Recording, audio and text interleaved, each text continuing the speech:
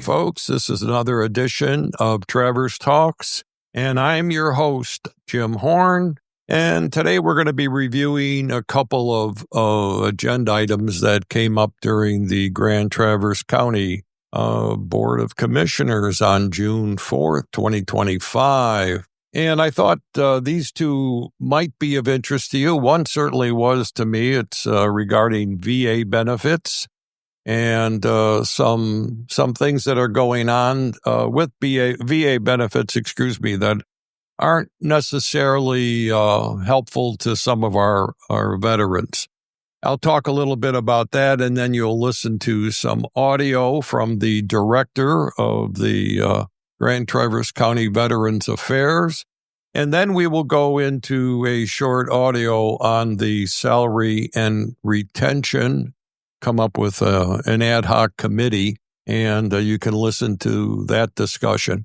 Anyway, let's talk a little bit about the Veterans Affairs, and let me give you some backdrop on this.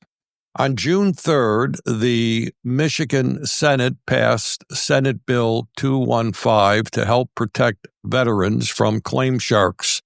And those are people who charge for help with VA benefits but aren't officially recognized or trained.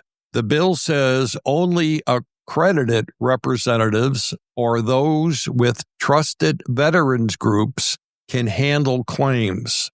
It also sets clear rules. Anyone helping without accreditation must put payment terms in writing, can only charge if benefits go up, and can't ask for upfront or non-refundable fees. And if a veteran was just discharged, they must be told that free help is available first. To explain this, let's listen to the Grand Traverse County Director, Michael Roof. Reception person and 3 other veteran service officers that assist with filing claims.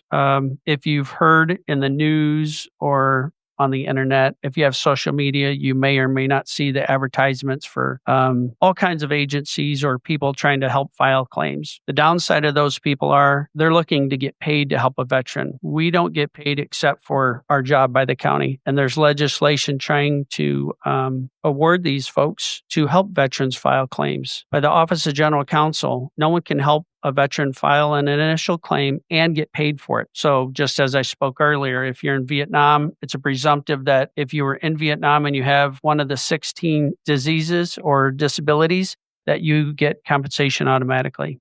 That's an initial claim if it's never been filed before. These, what we call claim shark, they file for an initial claim, and currently they don't get paid for that. They can get paid for if it's on an appeal through the Board of Appeals or the Court of Appeals, which we at my office are authorized and accredited to present as well. And again, still don't get paid anything from the veterans' money. These claim sharks can get up to 5 times the amount of someone's retro or 5 times their monthly increase. So if they get $1,000 increase, they get $5,000. There's also legislation that will seek to allow anybody who wants to help a veteran get paid for the initial claim up to $12,000. And right now there's a training to get accredited, like we go annually to keep our accreditation through the OGC. And this legislation that's being presented will allow anybody to basically help a veteran, training or not. They just present some documents to the VA and they get blessed with an accreditation number, and they can file for anything and get paid for it. So we're working with a local member of Congress who presented this bill to try and rectify this. So we hope to get that rectified.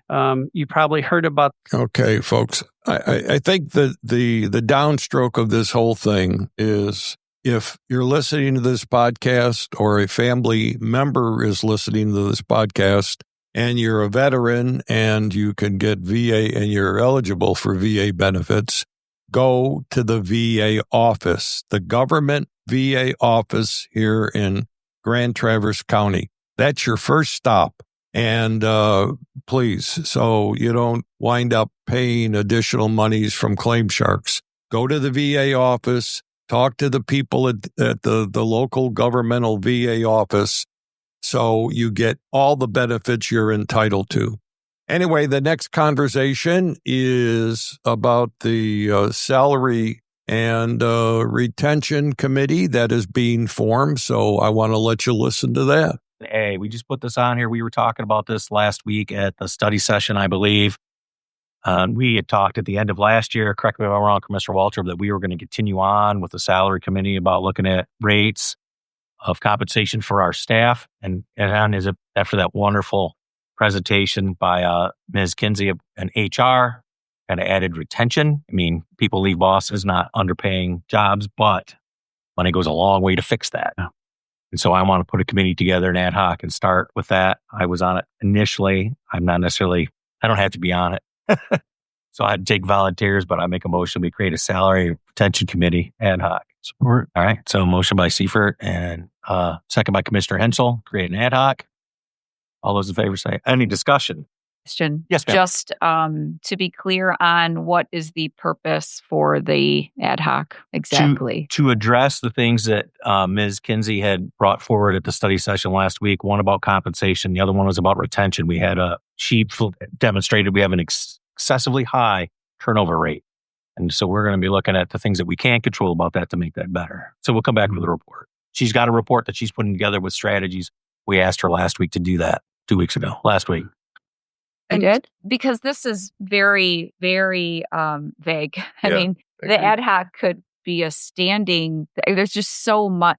And I just want to make sure that the ad hoc is very clear on what it's expected to do and that it doesn't have authority over HR, right? So absolutely not. And neither do we. So directly, we can't tell her directly. Specifically to do something. So I just want to be really clear as ad hoc gets together what it is that they are doing. And is Donna a member? Is her team a part of it? Like, I just want to know a little bit more about what the goal is and what the specific output is of it. And research areas where we may be deficient in compensation and research reasons for turnover in various areas of the county and report back to the Board of Commissioners. Thank you. That's concisely. Thank you very much. So there you have it. 2 discussions I thought were might be valuable to you regarding what's going on at the county commissioners meeting. As always, if you want to go back and see the agenda's on the Grand Traverse County website, and you will also be able to find a video there eventually.